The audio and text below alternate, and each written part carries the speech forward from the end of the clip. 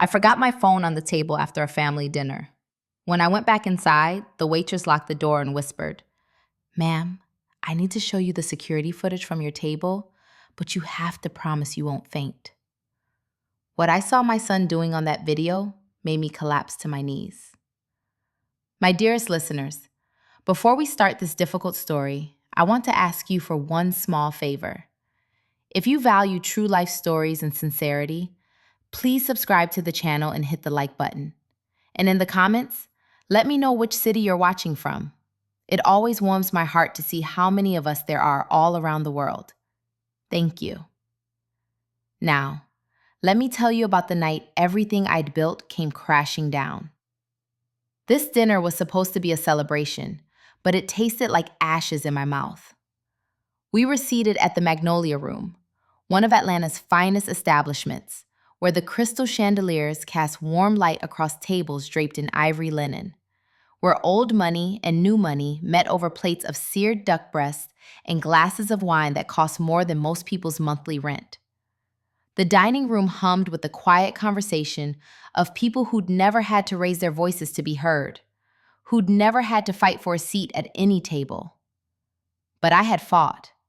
God knows I had fought. For 30 years, I'd clawed my way into an industry that didn't want women like me, that had made it clear from the beginning that Black women belonged behind the perfume counter selling fragrances, not in the laboratories creating them. I am Lorraine Baptiste, a name that means something now in the world of fine fragrance, a name that appears on bottles in department stores from New York to Paris, a name that represents excellence, innovation, and the kind of determination that only comes from knowing you have to be twice as good to get half as far. My whole life has been dedicated to the science and art of scent. I could break down the smell of magnolia blossoms into 12 distinct chemical components. I could identify the harvest region of jasmine from a single drop of essential oil. I could create fragrances that made people weep with memory, that transported them to summers they'd forgotten, to loves they'd lost, to moments they thought were gone forever. My nose was my instrument, my gift, my curse, and my fortune. But now, sitting at this table, surrounded by food I couldn't smell, wine I couldn't taste, flowers I couldn't identify, there was only silence where the symphony used to be.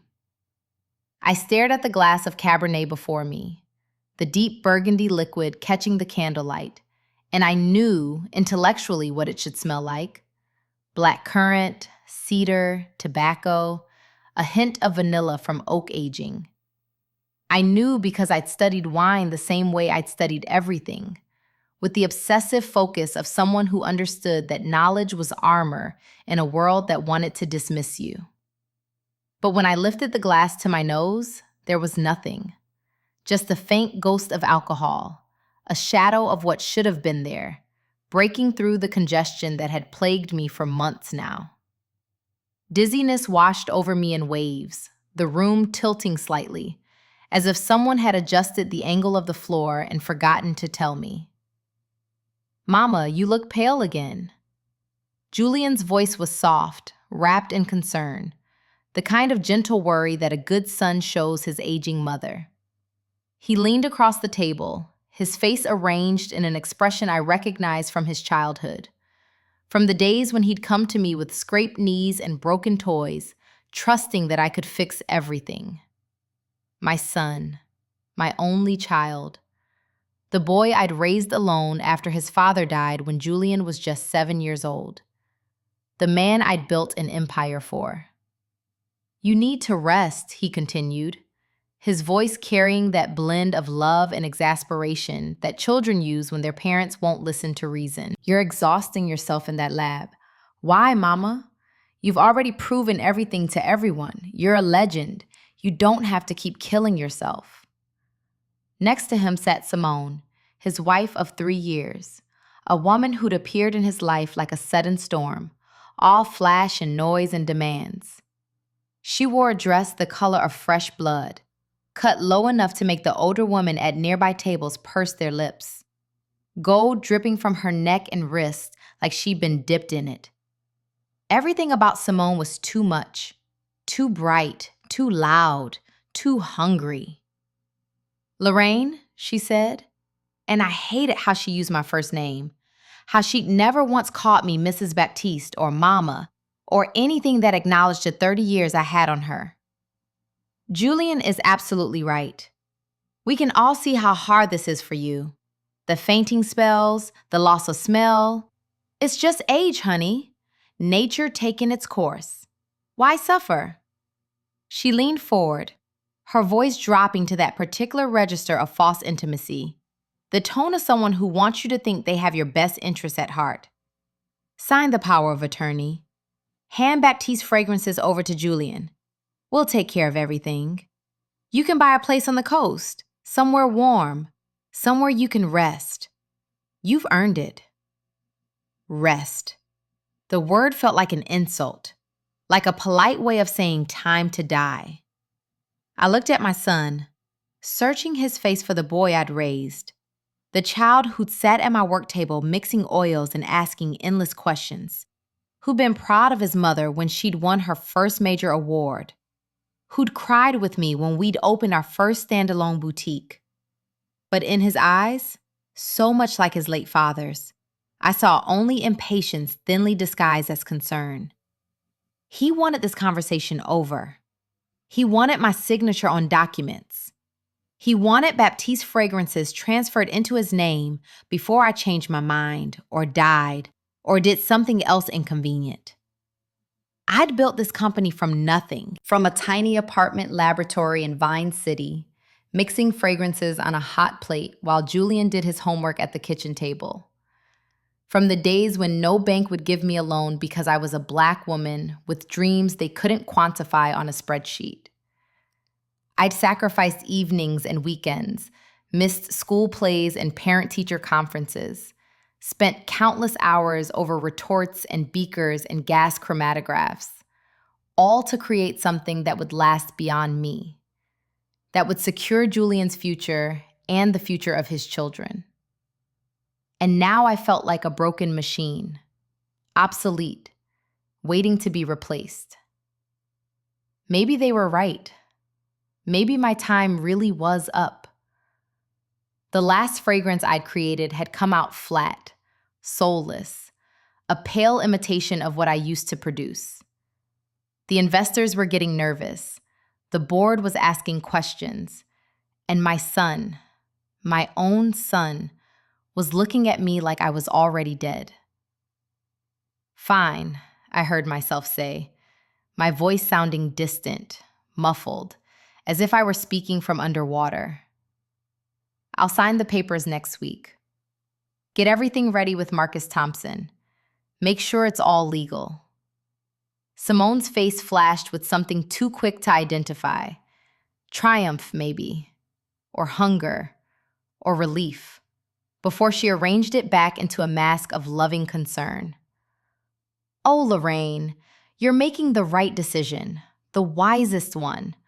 We'll take such good care of Baptiste fragrances. It will thrive under Julian's leadership. You'll see." Julian exhaled, his shoulders dropping, tension I hadn't noticed flowing out of his body. "You won't regret this, Mama, I promise. We're going to take the company to places you never imagined. International expansion, celebrity partnerships, mass market distribution. The Baptiste name will be everywhere." Everywhere. The word echoed in my head with a hollow ring. My grandmother used to say, "Baby, when something is everywhere, it ain't special no more." But I was too tired to argue, too dizzy to fight, too defeated to care. The dinner ended quickly after that. I barely touched my food, pushing the duck breasts around my plate, unable to taste anything, unable to smell the truffle reduction that the chef had spent hours perfecting. Claiming exhaustion, I rose from the table, feeling the floor shift beneath my feet like the deck of a ship in rough water. Julian offered to walk me to my car, but I declined, saying I needed air, needed to clear my head before the drive home. They stayed behind, ordering another bottle of wine, celebrating their small victory. I stepped outside into the Atlanta night. The air should have been thick with the smell of magnolias and car exhaust, with a particular scent of a southern city in late spring, all humidity and flowering trees and the promise of summer storms. But to me, it was empty. No scent of anything, just pressure against my face, warm but meaningless. A wave of inadequacy washed over me, so strong it nearly drove me to my knees right there on the sidewalk. This was my curse, my punishment for pride, for thinking I could build something lasting, for believing I deserved a seat at tables where people like me had never been welcome. I reached into my purse for my phone, intending to call my driver, but my fingers found only the silk lining, my wallet, my keys, my phone. I'd left it on the table. With a heavy sigh, I turned and walked back toward the restaurant's entrance. It was late now, past 10, and most of the dinner crowd had already departed. The valet stand was empty, the street quiet except for the distant hum of traffic on Peachtree. I pushed open the heavy door, expecting to find the usual bustle of waitstaff clearing tables, preparing for the late-night crowd that would arrive after the theater shows let out. But the dining room was strangely empty, dim, the chandeliers turned down low. The silence felt unnatural, pressing against my ears the way the absence of smell pressed against my nose. Then I saw her. Aisha, the young waitress who'd served our table, a girl I'd noticed because she had intelligent eyes and careful hands, and the kind of quiet dignity that reminded me of myself at that age, when I was working 3 jobs to pay for chemistry classes. She was black, maybe 25, with her hair pulled back in a neat bun, wearing the restaurant's uniform of black dress and white apron like armor against the world. When she saw me, her face went pale, all the blood draining away despite her dark skin. She didn't offer the practiced smile of a service worker. Instead, she looked terrified. She moved toward me quickly, almost running, her steps silent on the carpeted floor, and grabbed my arm with surprising strength. "Mrs. Baptiste," she whispered urgently, pulling me deeper into the restaurant, away from the windows. "You need to come with me, right now, please." "Aisha, what's happening? Let go of me. I just need to get my phone." "I have your phone," she interrupted, glancing over her shoulder toward the back corner of the dining room, where Julian and Simone were still visible, hidden partially by a decorative screen, their heads bent together in conversation. "But first you need to see something. You have to see what they did." My heart was pounding now, hard enough that I could feel it in my throat, in my temples. Who did? Aisha, you're scaring me." She pulled me into a service corridor, narrow and utilitarian, smelling of cleaning supplies and coffee in stainless steel. At the end was a small office, barely larger than a closet, filled with boxes of napkins and tablecloths. A security monitor glowed on the desk, showing multiple camera angles of the dining room. "Sit down," Aisha said, pulling out a chair. "Please, Mrs. Baptiste, just sit down." I sat, my legs suddenly unable to support my weight. "I know who you are," Aisha continued, her voice low and urgent. "I've read articles about you. I know about Baptiste Fragrances. I know you built that company from nothing, that you're a pioneer, that you opened doors for people like us in an industry that didn't want us there." She knelt beside the chair, looking up at me with those intelligent eyes now filled with something that looked like fury. "What's sitting out there at that table? That's not family. That's not a son who loves his mother. I need to show you something, but you have to promise me you won't faint. Although honestly, after what you've been drinking, I wouldn't blame you if you did." Ice spread through my veins, cold and sharp. "What do you mean, after what I've been drinking?" Aisha turned to the monitor, her fingers moving quickly over the keyboard. "I noticed it 3 weeks ago. You've been coming here every Tuesday night for dinner with your son and daughter-in-law. Always the same table, Always the same pattern. The screen flickered, showing footage from earlier that evening. Timestamp, 8:47 p.m. I watched myself rising from the table, excusing myself, heading toward the restroom. Julian and Simone remained seated. "Watch," Aisha whispered. "Just watch." The moment my figure disappeared from frame, Julian's entire demeanor changed. The solicitous posture vanished. The respectful bow of his head disappeared. He glanced around, sharp and furtive, like a thief checking for witnesses. Then he reached into the inner pocket of his jacket. Even on the grainy security footage, I could see clearly what he pulled out. A small glass vial, medical-looking, with a rubber stopper. Not a prescription bottle, not something from a pharmacy. A laboratory ampule. My laboratory. I recognized the shape, the size, the way he handled it with the casual familiarity of someone who'd done this before. He uncapped it with a quick twist, and while Simone shifted position to block the view from any passing waitstaff, Julian poured the clear liquid into my wine glass. The glass I'd drunk from when I returned to the table. The glass I'd emptied over the course of dinner. I couldn't breathe. The room spun, tilted, the edges of my vision going dark and sparkly. My son. My own flesh and blood.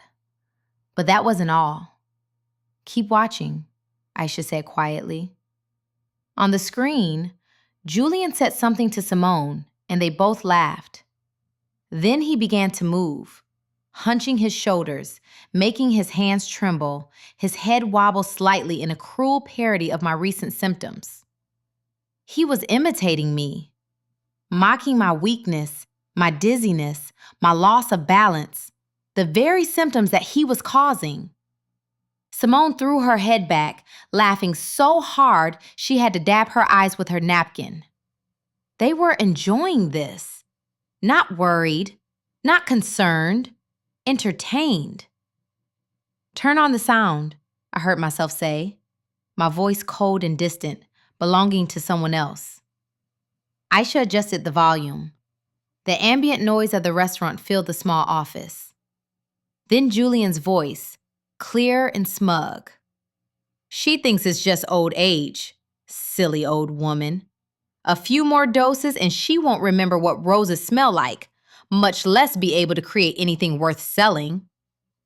Simone's voice, petulant and impatient. "What if she doesn't sign next week? What if she changes her mind?" Julian leaned back in his chair, spinning his empty wine glass between his fingers, casual and confident. "She'll sign. Where else is she going to go? She's terrified of losing her precious gift, her famous nose. But the real joke?" He leaned toward his wife, his face on the screen twisted with greed and contempt. "The real joke is she's about to lose Baptiste fragrances. And she doesn't even suspect it's her own son taking it from her." He picked up his phone, swiped through something, showed the screen to Simone. "By Friday, we'll have the contract signed with Synergy Chemicals. They'll buy the Baptiste name and formulas for $87 million. We take the money, close down the Atlanta operation, and Mama's precious legacy becomes discount perfume in drugstores across America." Simone squealed with delight, a sound like breaking glass. $87 million? Baby, that's almost twice what your mama said the company was worth. "Because Mama," Julian said, his voice dripping with derision, "doesn't understand modern business. She's too busy playing artiste in her laboratory, too proud to admit that nobody cares about boutique fragrances anymore. Mass market is where the money is. And once we have that money, we're done with Atlanta, done with all of this. Miami, baby. Oceanfront condo, yacht club membership, the life we deserve." The life they deserve. Built on my life's work. Built on my name. built on poison and betrayal and the systematic destruction of everything I'd created. I stood up so fast the chair fell backward, clattering against boxes. My hands were shaking, but not from the poison coursing through my system, from rage. Pure, cold, crystalline rage. "How long?" I asked Aisha, my voice steady now, hard as diamonds. "How long has this been happening?" She pulled up another file, showed me dates, timestamps, a calendar marked with red circles. "Every Tuesday for the past 3 months. I noticed because you started looking worse and worse. At first I thought you were just tired, stressed from work. But then I saw him do it. Saw him pour something into your drink when you went to the bathroom. The first time, I thought maybe it was medicine, something you'd asked him to add to your water. But then I saw your face when you came back. Saw how you stumbled, how confused you looked, and I started watching more carefully. I copied all the footage, saved it to a flash drive. I wasn't sure what to do with it, who to tell, if anyone would even believe me. But I couldn't just let it happen. I couldn't watch him kill you slowly and do nothing. Kill me. The words hung in the air like smoke from a fire. My son was killing me, poisoning me, destroying my gift, my mind, my body, all so he could take what I'd built and sell it to the highest bidder. "What's in the vial?" I asked. Aisha shook her head. "I don't know, but whatever it is, it's messing with your nervous system. The tremors, the dizziness, the loss of smell, those are all neurological symptoms." I thought about my laboratory, about the chemicals we kept there, the solvents and fixatives and raw materials that could be toxic in the wrong doses. Toluene could cause dizziness and damage the olfactory nerves. Acetone in high concentrations could affect balance and cognition. There were a dozen substances in my own lab that could produce exactly the symptoms I'd been experiencing. Symptoms that would look, to any doctor, like age-related decline. Like the natural deterioration of a 55-year-old woman who'd spent 30 years inhaling chemical fumes. Who would suspect poison? Who would think to test for it? "I need this footage," I said. "All of it. Every instance you have." "It's already on here." Aisha pulled a flash drive from her pocket, pressed it into my hand. "Mrs. Baptiste, you need to go to a hospital. You need to get tested, find out what he's been giving you. And you need to go to the police." The police. My son in handcuffs. My son in court. My son in prison. The thought should have destroyed me, should have broken me into pieces too small to put back together. But instead, I felt something else. Clarity. Cold, sharp, perfect clarity.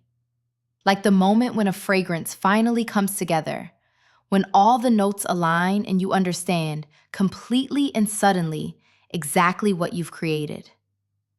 "Not yet," I said. "First, I need to know exactly what he's been poisoning me with. I need to know how much damage has been done.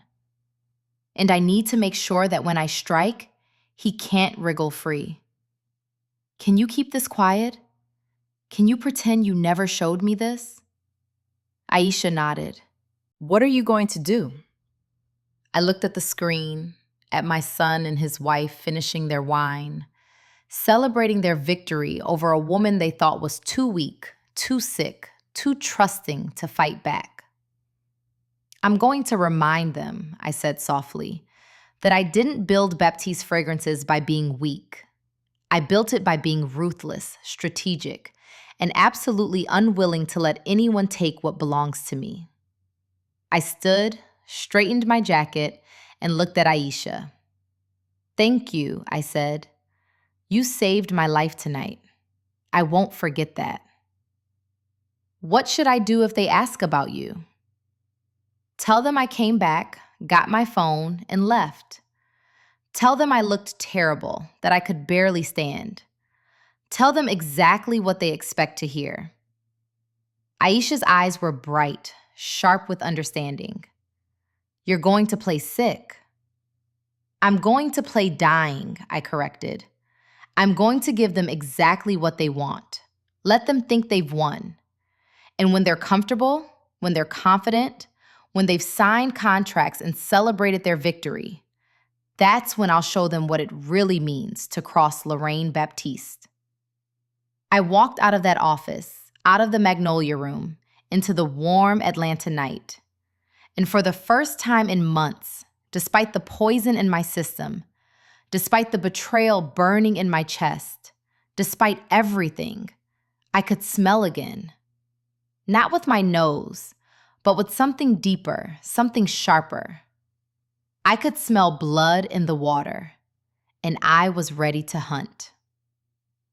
The next morning, I drove to Emory University Hospital, not to the emergency room where questions would be asked and Julian might be alerted, but to a private toxicology lab I'd worked with years ago when we were testing fragrance ingredients for safety compliance. Dr. Rebecca Kim greeted me in her small, sterile office, her face creasing with concern when she saw me. Lorraine, you look terrible. What's going on? I sat down heavily, feeling the exhaustion of a sleepless night pressing against my bones. I need comprehensive toxicology screening. Everything. Heavy metals, solvents, neurotoxins. I need to know what's been put into my system over the past 3 months. Rebecca's eyes went sharp. Lorraine, are you saying someone has been poisoning you? I'm saying I need to know what's in my blood before I can prove it. She didn't ask more questions. That's what I'd always appreciated about Rebecca. She understood that sometimes you needed data first, explanation second. She drew blood, took hair samples, collected urine, ran me through a battery of tests that took 4 hours and left me feeling more exhausted than I'd felt in months. It'll take 3 days for complete results, she said, handing me a card with her direct number. But Lorraine, if someone is poisoning you, you need to go to the police. You need to get somewhere safe. I will, I promised, once I know what I'm dealing with. I drove home to my house in Buckhead, the place I'd bought 15 years ago when Baptiste Fragrances finally became profitable enough to afford the kind of neighborhood where people like me still got second looks from security guards. The house was empty, silent, a testament to 30 years of choosing work over everything else. I'd raised Julian here, in these rooms, sacrificing time with him so I could build something that would outlast us both.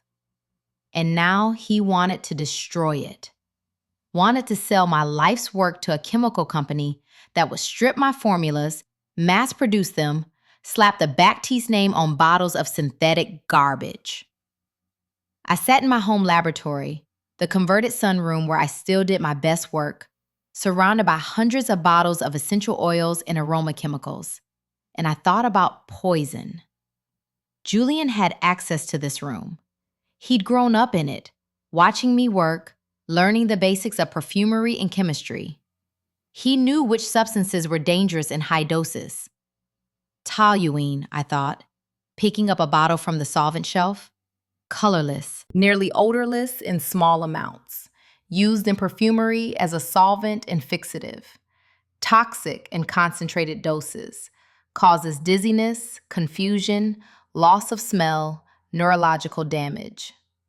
Symptoms that would progress slowly, mimic natural aging, be nearly impossible to distinguish from normal cognitive decline unless someone was specifically testing for it. I held the bottle up to the light, estimating how much was missing. More than there should be if I'd only been using it for my work. Julian had been clever, but not clever enough. That afternoon, I called Marcus Thompson, the lawyer who'd handled my business affairs for 20 years, a sharp black man in his 60s who'd built his practice representing minority-owned businesses in Atlanta. Lorraine, his warm voice came through the phone. Julian called me yesterday, said you're ready to sign power of attorney papers. I have to say, I'm surprised. You've always been so adamant about maintaining control. Marcus, I need you to come to my house, today if possible. And I need you to come alone. Don't tell anyone, especially not Julian. Silence on the line, heavy with unspoken questions. This sounds serious. It is. I'll be there in an hour. Marcus arrived exactly on time, carrying his leather briefcase, his face arranged in professional concern. I led him to my home office, closed the door, and showed him everything. The flash drive with security footage, the list of symptoms I'd been experiencing, the timeline of Tuesday dinners, my suspicions about the toluene. He watched the video 3 times, his expression growing darker with each viewing. When Julian's voice came through, mocking me, planning to sell my company, Marcus's jaw clenched so tight I could see the muscles jumping. That son of a... He stopped himself, shook his head. I'm sorry, Lorraine. I know he's your son, but this is attempted murder. This is fraud, conspiracy, elder abuse. This is federal crime territory. I know, I said quietly, and I want him prosecuted to the fullest extent of the law. But first, I want to make sure we have an airtight case. I want proof that will stand up in any court, that can't be explained away or plea bargained down to nothing. Marcus leaned back in his chair, studying me with new respect. You want to set a trap. I want to give him exactly what he thinks he wants. I want him to feel safe, confident, certain of his victory. And then I want to destroy him. We spent the next 3 hours planning. Marcus would prepare 2 sets of power of attorney documents. One real set, which would transfer nothing and contain clauses that would make any future transfer nearly impossible without extensive legal review. One fake set, which Julian would see, which would appear to give him everything he wanted. We'll need witnesses, Marcus said. Law enforcement. We'll need them present when he makes his move, so there's no question about intent. I have a contact at the Atlanta Police Department, I said. Detective Carmen Rodriguez. She's investigated corporate fraud before. She'll understand what we're dealing with. And the medical evidence? 3 days. Dr. Kim will have complete toxicology results in 3 days. Then we'll know exactly what he's been poisoning me with, and we'll have scientific proof of deliberate, systematic poisoning. Marcus gathered his papers, preparing to leave. Lorraine, I have to ask, are you sure about this? Once we go down this road, there's no coming back. Julian will go to prison. Simone too, most likely. Your family will be destroyed. I thought about that word, family. What did it mean when your own son was trying to kill you? When the person you'd given life to was systematically ending yours? My family was destroyed, I said, the moment Julian put poison in my wine. What I'm doing now is just making it official. The next 3 days were a performance, the most important role I'd ever played. I called Julian, my voice weak and trembling. Baby, I'm not feeling well. I think I need to sign those papers soon, before anything happens. His voice on the phone was perfectly concerned, perfectly loving. Of course, Mama. Don't worry about anything. I'll take care of everything. You just rest. I went to our Tuesday dinner, moving slowly, letting my hand shake when I reached for my wine glass. I watched Julian pour the poison into my drink when I excused myself to the bathroom.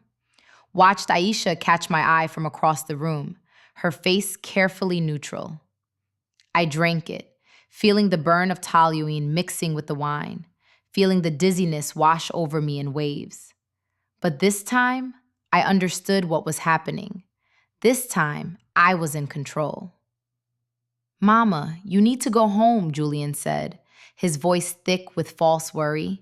You're getting worse. Let me drive you. No, no, I mumbled, slurring my words slightly. I can manage. I need to rest. Simone patted my hand, her nails sharp against my skin. Poor thing, it's so hard watching you deteriorate like this. But soon you'll be able to rest. Soon you won't have to worry about anything. I wanted to vomit, not from the poison, though that was making me genuinely ill, but from the sheer audacity of their performance, the way they pretended to care while they were actively killing me. Dr. Kim called on Thursday morning. Lorraine, I have your results. You need to sit down. I was already sitting in my laboratory, surrounded by the tools of my trade. Tell me. Toluene, high levels, consistent exposure over an extended period. You have neurological damage, Lorraine. Permanent damage to your olfactory nerves. Even if you stop exposure now, you may never fully recover your sense of smell. The words hit me like a physical blow. Never recover. My gift, my talent, the thing that made me who I was, permanently damaged by my own son. How high were the levels? High enough that if you'd continued exposure for another month, we'd be looking at serious cognitive impairment. Another 3 months, and you'd likely have suffered permanent brain damage or death. Death. My son was willing to kill me. Not just hurt me, not just steal from me, but end my life for money. Dr. Kim, I need you to document everything. I need a full medical report, complete analysis, expert testimony about the effects of toluene exposure, about the timeline of poisoning. Can you do that? Are you pressing charges? Yes. Then I'll prepare everything for court. Lorraine, I'm so sorry. I can't imagine your own son. Neither could I. But I didn't have to imagine. I had video proof. Detective Carmen Rodriguez came to my house on Friday morning, accompanied by a partner from the Major Crimes Unit. I showed them everything. The security footage, the medical reports, the missing toluene from my laboratory. Mrs. Baptiste, Carmen said, her dark eyes serious. This is one of the most clear-cut cases of attempted murder I've seen in 15 years on the force. We can arrest him today if you want. We have more than enough for probable cause. No, I said. I want to catch him in the act of taking my company. I want him on record, on video, signing papers, celebrating his victory. I want it crystal clear that this wasn't just about hurting me. This was about stealing everything I built. Carmen exchanged glances with her partner. You want to wire yourself, record him during the signing ceremony. Yes. That's risky, Mrs. Baptiste. If he suspects anything, he won't. He thinks I'm dying. He thinks he's won. They set it up for Tuesday, 1 week after I'd seen the footage. Marcus Thompson would be there with the fake documents, the ones that appeared to transfer everything. Julian and Simone would arrive at my house at 2 p.m., and at 2:15, when they thought they'd won, the police would walk in. That Tuesday morning, I dressed carefully, not in my usual tailored suits, but in soft, comfortable clothes, the kind an invalid might wear. I arranged my hair limply, added makeup to make myself look more pale, more sick. The performance had to be perfect. Aisha arrived at noon. I'd called her 2 days before, explained what was happening, asked if she wanted to be present for the takedown. Mrs. Baptiste, she'd said, her voice fierce. I wouldn't miss it for anything in the world. Now she stood in my kitchen, helping me prepare sweet tea and cookies, the kind of refreshments you offer family on important occasions. The irony wasn't lost on either of us. Are you nervous? She asked. I looked at this young woman, this waitress who'd saved my life, and I thought about legacy, about what we passed down, about the difference between blood family and chosen family. Terrified, I admitted, but also relieved. This ends today. One way or another, this ends. Julian and Simone arrived exactly on time. Julian carried flowers, white roses, the kind you bring to hospitals and funerals. Simone wore black, as if she were already in mourning. "Mama," Julian said, his voice gentle and concerned, "you look so tired. Are you sure you're up for this today? We can postpone." "No," I said firmly. "No more postponing. I want this done. I want to know that Baptiste Fragrances will continue, that everything I built won't die with me." The pain in his eyes looked almost real. "It won't die, Mama, I promise. I'll take care of it like it was my own." Like it was his own. It was mine. I'd built it, bled for it, sacrificed everything for it. And he was about to learn that some things can't be stolen, only earned. We sat in my living room, Marcus Thompson arranging papers on the coffee table, explaining each document in his professional voice. I was wearing a wire, a tiny microphone clipped to my collar, recording everything. Outside, Detective Rodriguez and her team waited in unmarked cars, ready to move on Marcus's signal. "This document," Marcus said, pointing to the key page, "transfers all ownership and operational authority of Baptiste Fragrances to Julian Baptiste, effective immediately." I picked up the pen, my hand trembling for real this time. Not from poison, but from the knowledge of what I was about to do. "Julian," I said, looking at my son, promise me you'll take care of the company, that you won't sell it to some corporation that will destroy everything I built." He took my hand, squeezed it gently. His eyes were wet with tears that looked genuine. "I promise, Mama, I would never sell your company. Never. Baptiste Fragrances will stay in the family forever." Liar. I signed the first page. Marcus turned to the next, and I signed each one, watching Julian's face as the tension slowly drained away, as certainty replaced anxiety. He thought he'd won. When the last page was signed, Simone let out a small sound, quickly disguised as a cough. Julian stood, pulling me into a hug that felt like betrayal pressed against my skin. "Thank you, Mama. Thank you for trusting me." "Of course I trust you," I said into his shoulder. "You're my son. You're all I have." He released me, turning to Marcus. "So it's done? It's all legal?" Marcus nodded, his face carefully neutral. "It's all legal. The company is now yours, pending final registration with the state, which will happen within the week." Julian couldn't quite hide his smile. Simone was already on her phone, texting someone. Probably their contact at Synergy Chemicals.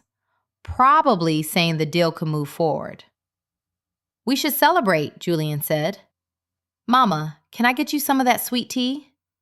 "You should rest now. You did great today." "Actually," I said, standing up, my voice suddenly stronger, clearer than it had been in weeks, "I think we should wait for our other guests." Julian froze. "Other guest?" The doorbell rang. Marcus Thompson walked to the door, opened it wide. Detective Carmen Rodriguez entered first, followed by 3 uniformed officers and 2 more detectives. "Julian Baptiste," Carmen said, her voice formal and cold. "You are under arrest for attempted murder, conspiracy to commit fraud, and elder abuse." The color drained from Julian's face. "What? Mama, what is this? What's happening?" I looked at my son, this man I'd raised, this man I'd loved, this man who tried to kill me. "What's happening," I said quietly, "is consequences." Simone tried to run, actually tried to bolt for the back door, but an officer caught her before she made it 3 steps. "Simone Williams," another detective said, "you're under arrest as an accessory to attempted murder and conspiracy to commit fraud." Julian's eyes locked on mine. "Mama, please. I can explain. This is all a misunderstanding." "Is it?" I walked to the television, turned it on, played the security footage from the Magnolia Room. Julian pouring poison into my wine. Julian and Simone laughing. Julian's voice clear and damning. "She thinks it's just old age. Silly old woman. A few more doses, and she won't remember what roses smell like." The real joke is, she's about to lose Baptiste fragrances, and she doesn't even suspect it's her own son taking it from her. The room was silent, except for the audio from the footage. When it ended, Julian looked at me with something like genuine emotion for the first time. Not love, not remorse. Hatred. Pure, undiluted hatred. "You set me up," he hissed. "You lying bitch. You set me up." "No," I said calmly. "You set yourself up. I just gave you enough rope to hang yourself with." Carmen Rodriguez read them their rights, the familiar words echoing in my living room. As they were led away in handcuffs, Julian turned one last time. "You'll regret this. When you die alone, with no family, with nothing, you'll regret this." I watched them load him into the police car, this man who'd grown in my body, who I'd nursed and raised and loved, and I felt nothing. No regret, no grief, no doubt, just the cold, clear certainty that I'd done exactly what needed to be done. Aisha came to stand beside me at the window. "Are you okay?" she asked quietly. "No," I said honestly, "but I will be." The trial took 6 months. Julian and Simone both pled not guilty. Both tried to claim I was mentally incompetent, that I'd fabricated everything, that the poisoning was accidental exposure from my own laboratory. But the evidence was overwhelming. The security footage showed deliberate poisoning, repeated weekly, with clear intent. The medical testimony confirmed toluene exposure at levels that could only come from concentrated, repeated dosing. The forensic analysis of my laboratory showed the missing solvent, the bottles that had been tampered with, and the final nail: email correspondence between Julian and Simone and Synergy Chemicals, outlining the sale of Baptiste fragrances for $87 million to be completed within 30 days of my signing over power of attorney. Or, as one email put it, within 30 days of the old woman's anticipated incapacitation or death. The jury deliberated for 4 hours, guilty on all counts. Julian got 15 years in federal prison. Simone got 10. I didn't attend the sentencing. I sent Marcus Thompson to represent my interests to make sure justice was served. I was told Julian cried, begged for mercy, claimed he loved me, that it had all been a terrible mistake. I was told the judge wasn't moved. "You poisoned your own mother," the judge said, according to Marcus. "You systematically destroyed her health, her gift, her life's work, all for money. There is no mercy for that kind of betrayal." I agreed. 6 months is a long time for a person to heal, but barely a moment in the life of a good perfume. During those 6 months, the scandal that had rocked Atlanta's business community slowly faded from headlines, leaving behind only echoes in legal journals and cautionary tales whispered in boardrooms. The case of the poisoning perfumer became a case study at Emory Law School, a symbol of corporate greed and family betrayal. But Baptiste fragrances didn't fade. If anything, it soared. People didn't turn away from me. They saw in my story something they recognized: a Black woman who'd built an empire despite every obstacle, who'd been betrayed by the person closest to her, and who'd refused to be destroyed by it. My bottles flew off shelves, not just for the fragrance inside, but for what they represented: resilience, strength, the refusal to be broken. Sales increased by 340%. Magazine profiles, interview requests, a documentary deal. I declined most of it because the attention wasn't what I'd been fighting for. I'd been fighting to keep what was mine, to preserve what I built, to ensure that my legacy wouldn't be sold off and stripped down by people who saw it only as profit. The morning sun touched the tops of the old magnolia trees in my garden, casting long shadows across rows of jasmine bushes. The air was cool and damp, heavy with the scent of earth waking up, of flowers preparing to bloom. I walked between the plants, touching white buds with my fingertips, feeling their texture, their slight give, understanding them through touch in ways I used to understand through smell. I wore a simple linen apron. My hands were in the dirt, and I felt, if not happy, then purposeful. Dr. Kim had been right. The damage to my olfactory nerves was permanent. I would never smell the way I used to, would never have that gift back in its full glory. But the human body is remarkable in its ability to adapt, to compensate, to find new ways of understanding the world. I could still smell, but it was muted, like hearing music through a wall, catching fragments and echoes of what should be a full symphony. Some days it felt like grief, this loss of my primary sense. Other days, it felt like liberation. I was learning to create perfume not by relying solely on my nose, but by using everything I'd learned over 30 years, by trusting the chemistry, the formulas, the mathematical relationships between molecules, by training someone else's nose to be an extension of what mine used to be. "Don't rush," I said quietly, stopping near a sprawling jasmine bush. "Look here, Aisha. See this bud? The color at the base tells you everything." Next to me, also in a work apron, stood Aisha. In 6 months, she had transformed.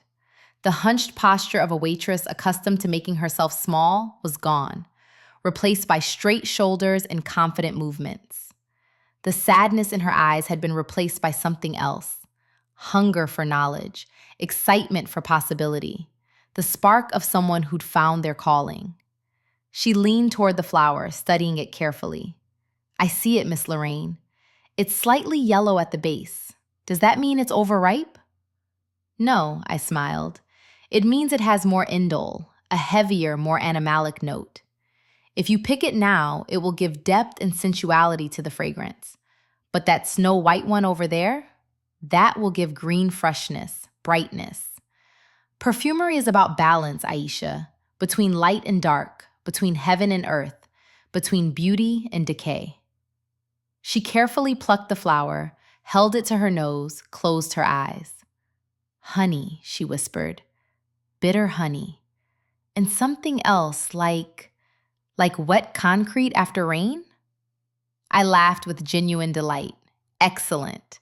Wet concrete is your brain recognizing ozone, the metallic edge of certain white florals. You're learning to translate what your nose tells you into language, into memory, into art." You're becoming a perfumer, Aisha. I watched her, this young woman who'd saved my life, and I saw more than just an apprentice. I saw the future. Aisha didn't have my formal education, didn't have a famous name or family connections, or any of the advantages that usually open doors in this industry. But she had something money couldn't buy: honesty, hunger, and a genuine passion for the work. She arrived at the lab before me every morning, stayed later than anyone else, studied chemistry textbooks at night, practiced identifying scents until she could name 40 different essential oils blindfolded. Julian had grown up in this world, had been handed opportunities I'd fought 30 years to create, and he'd seen it all as nothing more than something to exploit. Aisha had been given nothing, had worked since she was 16 to support herself, and she approached every lesson like it was treasure. The difference between them was the difference between inheritance and earning, between entitlement and gratitude. "Come on," I said, picking up my basket of flowers. "Let's get these inside. We have work to do." My laboratory hadn't changed in 30 years, not in any way that mattered. The same brass and glass equipment, the same careful organization of hundreds of bottles arranged by family and note, the same work tables where I'd created every fragrance that bore the Baptiste name. But now there was a second workstation, smaller, set up for Aisha, with her own set of tools, her own notebook filled with her careful handwriting, her own growing collection of trial blends and experiments. On the main table sat a single glass vial, elegant and simple, containing a liquid the color of morning sky. "Is that it?" Aisha asked, her voice hushed with reverence. "Yes," I nodded. "The final blend. I've been working on it since the trial ended." I picked up the vial, held it to the light. This wasn't just a fragrance. This was my confession, my testimony, my resurrection. I built it carefully, layer by layer, note by note, using everything I'd learned about chemistry and emotion, about memory and meaning. The top notes were cold wormwood and bitter pepper, sharp and challenging, the scent of betrayal and loneliness. The heart was this jasmine, the one we'd just picked, sweet and hopeful, the promise of new beginnings. And the base, the foundation that held everything together, was vetiver and oak moss, roots, strong and unbreakable, the scent of survival. "I'm calling it clarity," I said. I dabbed a small amount on my wrist, offered my arm to Aisha. She inhaled carefully, her eyes widening. "It's like a drink of cold water on the hottest day. It's sharp, but clean. It's truth, Miss Lorraine. It smells like truth." "Exactly," I said, feeling warmth spread through my chest. Truth is always a little bitter, a little sharp, a little challenging, but it heals, and it lasts. I walked to my desk where a photograph sat in a silver frame. Julian as a child, maybe 5 years old, gap-toothed and smiling, holding a flower up to his nose, pretending to be a perfumer like his mother. I looked at that photo for a long moment, remembering the boy who had grown into a man I no longer recognized. Then I turned the frame face down, closing that chapter with a quiet finality. Next to the photo lay a document, the power of attorney papers, the fake ones Julian had thought gave him my company, the ones that had been returned to me after the trial as evidence. I picked up my grandmother's heavy crystal lighter, a gift she'd given me 40 years ago when I'd told her I wanted to be a perfumer. "Girl," she'd said, "you're gonna need fire to make your dreams real. Fire to distill, fire to purify, fire to burn away everything that don't serve you." I flicked the lighter, watched the flames spring to life. "What are you doing?" Aisha asked. "Burning the past," I said simply. I held the flame to the corner of the document, watched the paper catch, curl, blacken. The words dissolved. "I hereby transfer. I relinquish property. I grant power." All of it burning away, turning to ash. I dropped it into a large brass ashtray, and Aisha and I stood together, watching my son's betrayal, his greed, his ambition, turn to smoke. The smoke rose in a thin stream, mixing with the scent of jasmine from our harvest, with the faint echo of clarity on my wrist. "Miss Lorraine," Aisha said quietly, "doesn't it hurt that you have no family left? No one to leave your legacy to?" I looked at her, at this young woman with soil under her nails and light in her eyes, at this person who'd risked her job, her safety, everything to save a stranger. "Blood is just biology, Aisha," I said. "Sometimes it's good, sometimes it's rotten. A legacy isn't about DNA. It's about what you build, what you teach, what you pass on to people who'll honor it. I gestured around the laboratory, at the bottles and equipment, at the formulas and notebooks, at 30 years of work and knowledge and art. My legacy isn't in my blood. It's in this room. It's in you. It's in every person who wears Bacti's fragrances and feels something. Hope or memory or joy or strength. Julian wanted to inherit it. But inheritance isn't the same as legacy. You can inherit money, property, a name, but legacy is earned. And you, Aisha, you're earning it every single day. I picked up the vial of clarity, sealed it with its glass stopper. This fragrance will launch next month. And when it does, when people ask who created it, the label will say, Lorraine Baptiste, with Aisha Williams. Aisha's eyes filled with tears. Miss Lorraine, I don't deserve, you absolutely deserve it. You saved my life. You showed me that family is about loyalty and love, not just shared DNA. And you're going to be one hell of a perfumer, Aisha Williams. I'm just getting started teaching you. We stood there in the morning light, surrounded by the tools of our trade, and I felt something I hadn't felt in 6 months. Peace. Not happiness exactly. The wound Julian left was still too fresh for that. Still aching on cold days, still catching me by surprise in quiet moments. But peace. The peace of knowing I'd fought back. The peace of knowing my company was mine, would remain mine, would be passed on to someone who'd earned it. The peace of knowing that betrayal hadn't destroyed me. It had refined me, distilled me down to my essential elements, burned away everything that wasn't absolutely necessary, left me stronger and clearer and more myself than I'd been in years. Come on, I said to Aisha. We have 40 bottles to fill today. The first batch of clarity needs to be perfect. Miss Lorraine?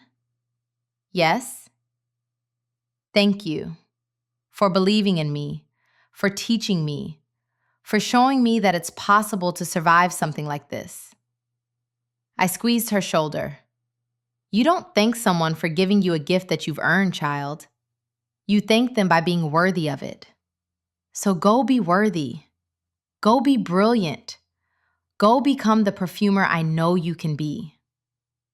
That evening, after Aisha left, after the bottles were filled and labeled and packed for shipment, I sat in my garden as the sun set, painting the sky in shades of orange and purple that I could see clearly, even if I couldn't smell the evening jasmine the way I used to. My phone rang. Marcus Thompson. Lorraine, I wanted to give you an update. Julian's lawyer called. He wants to appeal. Let him, I said calmly. He'll lose. The evidence was overwhelming. He also wanted me to pass on a message. He says you'll die alone, that you've destroyed your only family, that you'll regret this. I thought about that. Thought about being alone. Thought about the laboratory where Aisha and I worked together. Thought about the community that had rallied around me during the trial. The church sisters who'd brought food. The customers who'd written letters of support. The young woman who'd reached out saying I'd inspired them. Thought about legacy and family and what those words really meant. Marcus, I said, tell Julian that I'm not alone. I'm surrounded by people who chose to be in my life, who earned their place here, who love me not because they have to, but because they want to. Tell him that's a family stronger than blood could ever be. I'll tell him, Marcus said. How are you, Lorraine? Really? I'm healing, I said honestly. Some days are harder than others. Some days I look at old photos of Julian as a boy and I can't believe what he became. But then I go to work and I teach Aisha and I create and I remember who I am. I'm Lorraine Baptiste. I built an empire from nothing. I survived poisoning by my own son. I fought back and I won. And I'm not finished yet. After we hung up, I sat in the garden until the stars came out, until the city lights of Atlanta spread below me like scattered diamonds. 55 years old, betrayed by my only child, permanently damaged, alone in ways I'd never expected to be, and somehow, impossibly, free. Free from expectations that no longer fit. Free from relationships built on obligation rather than love. Free to choose my family, my legacy, my future. That freedom tasted like clarity, sharp and clean and absolutely honest. And it smelled, even to my damaged nose, like possibility. That's my story, friends. A story of betrayal by the person who should have protected me most. A story of survival, resilience, and the courage to fight back even when the enemy is your own blood. Lorraine Baptiste went through hell, created by her own son. But she emerged not as a victim, but as a victor. But let me ask you, dear listeners, what would you have done in her place? Could you have sent your own child to prison, knowing it would end your relationship forever? Or would your mother's heart have faltered? Would you have tried to hide the truth, to forgive, to give them another chance? Write in the comments. I'm genuinely curious about your perspective. Some will say she was cruel, that a mother must forgive. Others will say that evil must be punished, regardless of blood. Where do you stand? And another question, do you think Aisha, a young woman who started as a waitress, can truly become a great perfumer? Or is talent only about genes, about inheritance, about being born into the right family? Would you like to know what happens next with Lorraine and Aisha? If so, let me know in the comments, and perhaps we'll return to this fragrant world in the future. If this story touched you, please subscribe to our channel. Hit that like button. Share it with someone who needs to hear that betrayal doesn't have to be the end of the story. In the comments, tell me what city you're watching from. It warms my heart to know how many of us there are around the world, sharing these stories, finding strength in each other. Thank you for listening. Thank you for being here. Until next time, remember, your legacy is not who you're born to. Your legacy is what you build, what you teach, what you leave behind for people who've earned the right to carry it forward. And sometimes, the strongest thing you can do is choose your family instead of accepting the one you were given. Much love. See you in the next story.